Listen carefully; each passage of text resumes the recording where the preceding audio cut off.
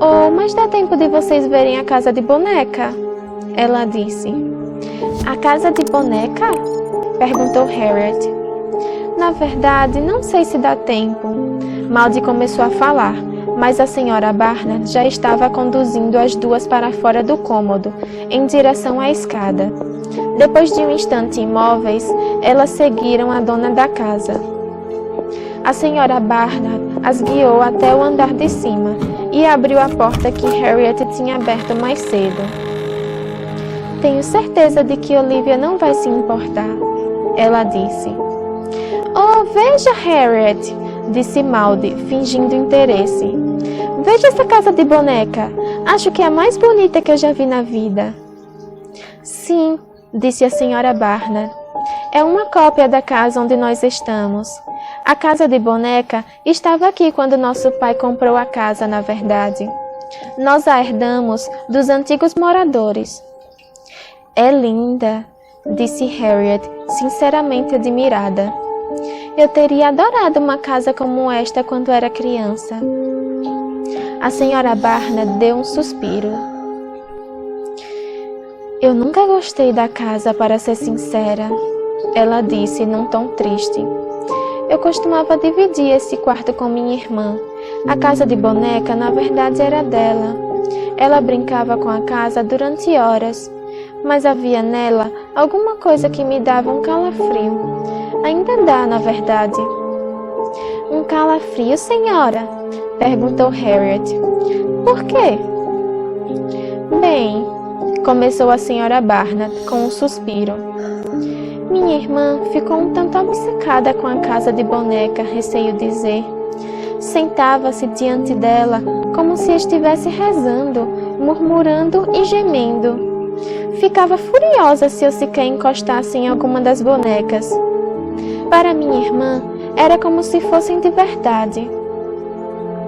Mas isso não acontece com todas as crianças, senhora Barnard?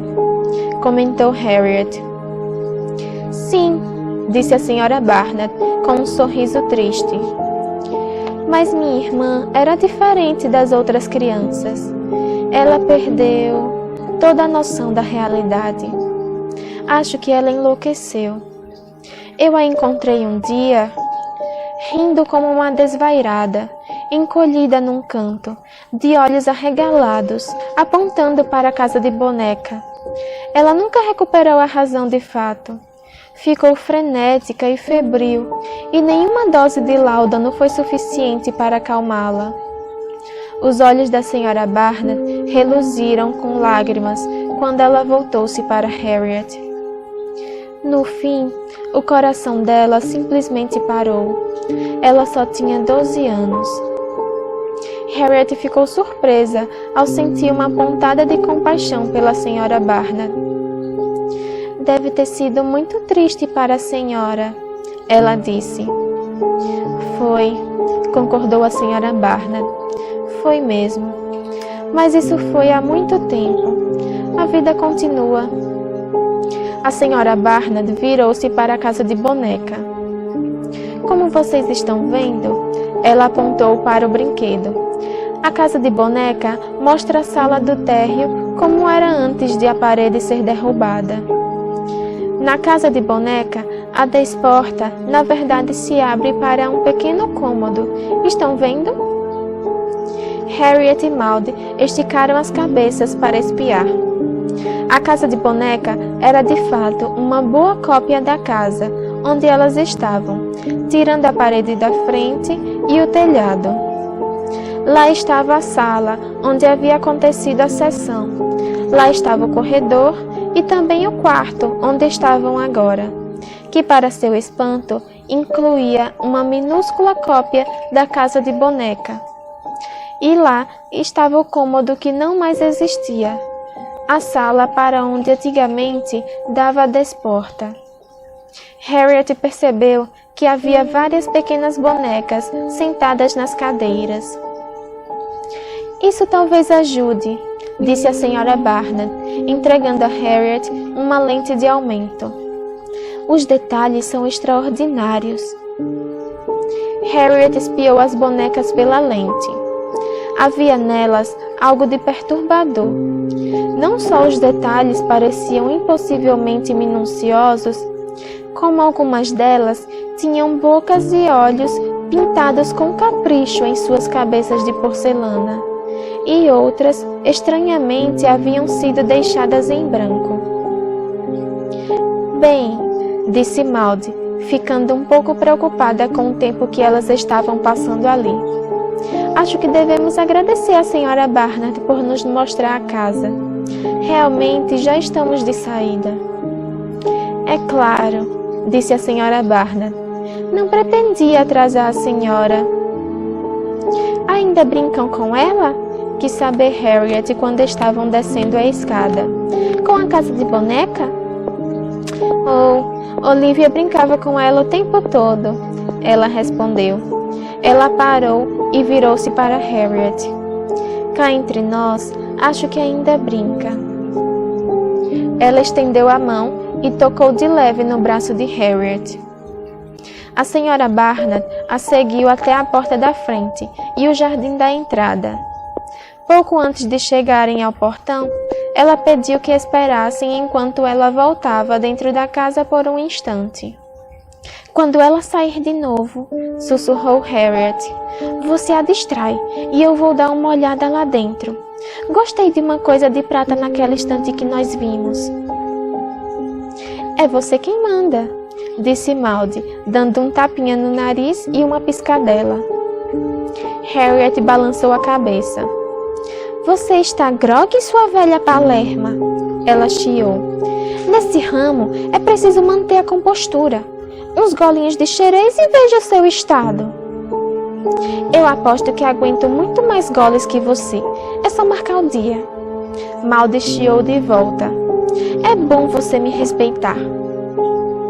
A senhora Barnard reapareceu. Elas imediatamente se apartaram e estamparam sorrisos cândidos nos rostos, conforme a mulher se aproximava. As três ficaram paradas no portão, à sombra de um enorme azevinho podado, e a senhora Barnard tirou de um bolso do vestido uma nota de dinheiro. Realmente não há necessidade, disse Maud, pegando a nota das mãos dela. Pelas suas despesas, Madame Lyons, disse a senhora Barnard. Obrigada, disse Harriet. A senhora é muito gentil. Oh! Harriet pôs a mão na barriga e gemeu. Senhorita Lyons? Disse a senhora Barnard. Acho que o xerez embrulhou meu estômago, ela disse. Não estou acostumada a beber. Posso usar o seu toalete? É claro, disse a senhora Barnard. Deixa eu mostrar a você. Não! Harriet disse com veemência. Obrigada, eu me viro, sei onde fica. A garota entrou correndo na casa, com a mão na barriga. Maud sorriu, admirada. Coitada, disse a senhora Barnard. Sim, respondeu Maud. Ela é mesmo muito delicada. Imagino que a emoção do encontro com Olivia tenha algo a ver com isso. Eu não sabia que a sua filha possuía o mesmo dom que a senhora Madame Lyons, disse a senhora Barnard. Harriet? Disse Maud, ressabiada. Dom? Não sei se compreendi, senhora Barnard. Maud já receava que, apesar de sua aparente ingenuidade, aquela mulher estivesse começando a suspeitar de alguma coisa. Mas Harriet viu Olivia no corredor. Sua filha? Disse Maud, perplexa. Mas não entendo como isso... Eu não tenho filha, nem filho, infelizmente, disse a senhora Barnard. Olivia era minha irmã. Maud franziu a testa. Não entendi, senhora Barnard. Olivia morreu quando éramos meninas, disse a senhora Barnard. Como eu disse a vocês lá em cima, Harriet teve a bênção de encontrar e conversar com o espírito dela. Maud olhou para a casa e outra vez para a senhora Barnard, completamente estupefata. Harriet ficou surpresa ao ver que a tal desporta estava entreaberta. Então aquela história inteira era bobagem.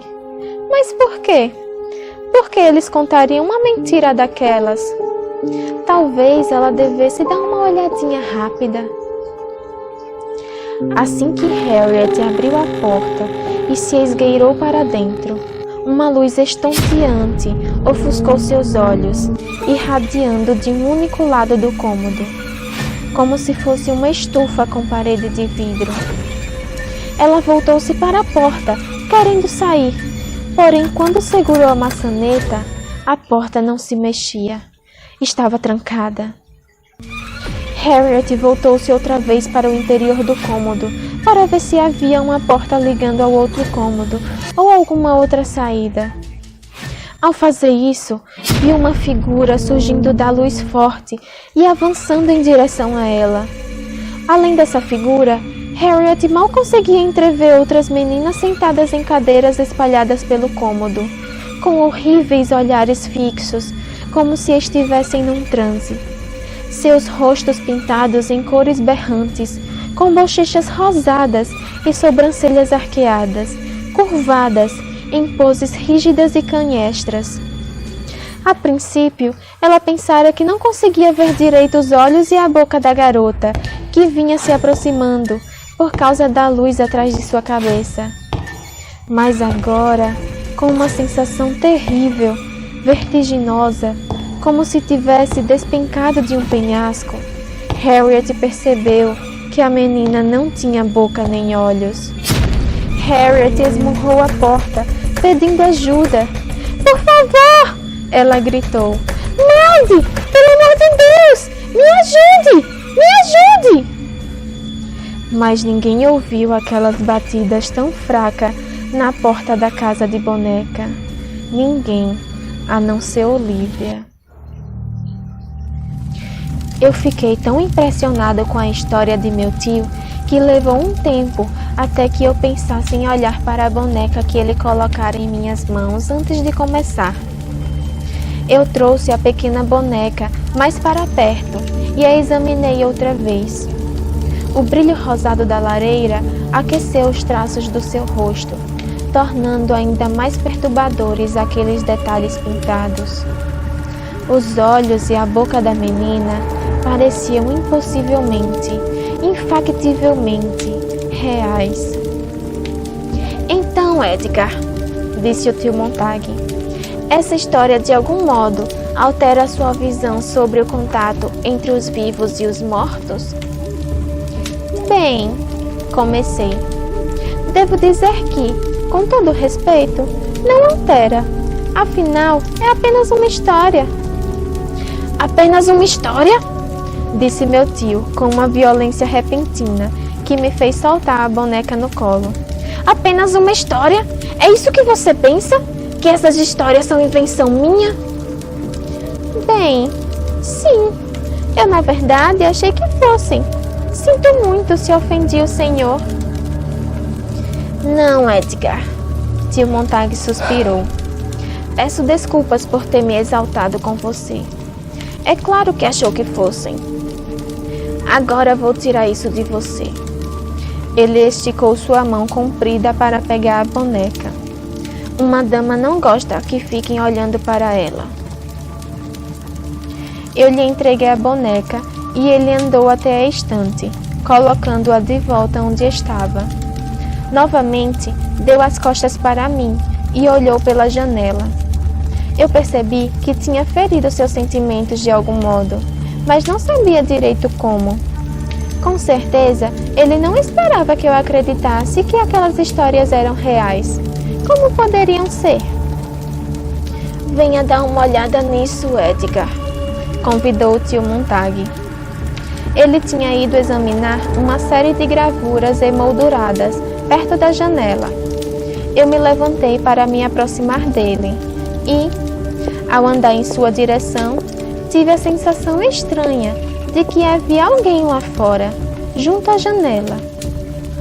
Alguém se agachou para se esconder quando eu cheguei perto. Eu espiei pelo vidro porém não havia nada à vista. Meu tio estava olhando uma gravura emoldurada que mostrava algum tipo de escultura. Tinha aquele aspecto um tanto austero das gravuras antigas, mas mesmo assim retratava o objeto com habilidade suficiente para criar uma imagem deveras perturbadora. A escultura tinha a forma de um demônio com chifres, e mesmo aos meus olhos destreinados, pareceu ter ares medievais, o que era verdade. Logo pensei que fosse uma gárgula, pois era o tipo de enfeite grotesco que muitas vezes se vê empoleirado na torre de uma igreja. Porém, olhando mais de perto, percebi que o objeto era esculpido em madeira. Eu agora também via que fazia parte de um banco de igreja. Eu não conseguia imaginar por que uma pessoa, o escultor original ou o criador da gravura, ia querer se dar ao trabalho de retratar uma coisa tão horrenda. Mas meu tio olhava para a imagem como se fosse o retrato de uma neta querida. "Esta gravura é valiosa, senhor?" eu perguntei. "A gravura?" confirmou o tio Montague. "Não, Edgar, não é muito valiosa. O que importa é a imagem." "Mas por que, tio?" "Ora, Edgar, é um demônio como se vê." "Sim, tio," concordei. "Mas não entendo por que a imagem é tão importante." "É esta a importância," ele disse, num tom mais solene. "É um demônio." Eu esperei em vão que meu tio explicasse melhor aquela afirmação incompreensível. "Tem alguma história ligada a esta gravura, tio?" eu perguntei, depois que o silêncio se arrastara tanto que fiquei desconfortável. "Que perspicácia sua, Edgar," ele comentou. "Mas você realmente quer ouvir outra das minhas invenções estúpidas?" "Eu nunca disse que eram estúpidas, senhor. E eu gostaria muito de ouvir outra de suas histórias." Tio Montague deu um risinho abafado e pôs a mão no meu ombro. "Então vamos nos sentar de novo e lhe contarei uma história a respeito do nosso curioso amigo aqui." Nós retomamos nossos assentos. Mais uma vez, eu pude jurar que ouvi passos perto da janela e o som de sussurros, de crianças sussurrando. Meu tio parecia indiferente àqueles ruídos, por isso assumi que fosse minha imaginação pregando peças, atiçada pelas histórias. "Mas receio que talvez essa história possa ser muito perturbadora para você," disse o tio Montague, vendo que eu estava espiando pela janela, virando-se para a lareira e cutucando um toco de lenha com atiçador. "É sério, tio," eu disse, pondo o queixo para a frente. "Eu não sou tão medroso quanto o senhor está achando." Tio Montague guardou o atiçador e voltou-se para mim com um sorriso caloroso. Um sorriso que rapidamente sumiu-lhe do rosto, quando ele juntou as pontas de seus dedos compridos e deu início a uma nova história. E esse foi o final do novo capítulo. E você, viajante, acredita nas histórias que o tio Montague está contando? Ou que nem Edgar, você acha que é apenas histórias inventadas pelo seu tio? Me conte nos comentários o que você acha. Acho que essa história te deixou um pouco perturbado. Então vou parar por aqui e te deixar descansar um pouco os nervos. Então, até a próxima.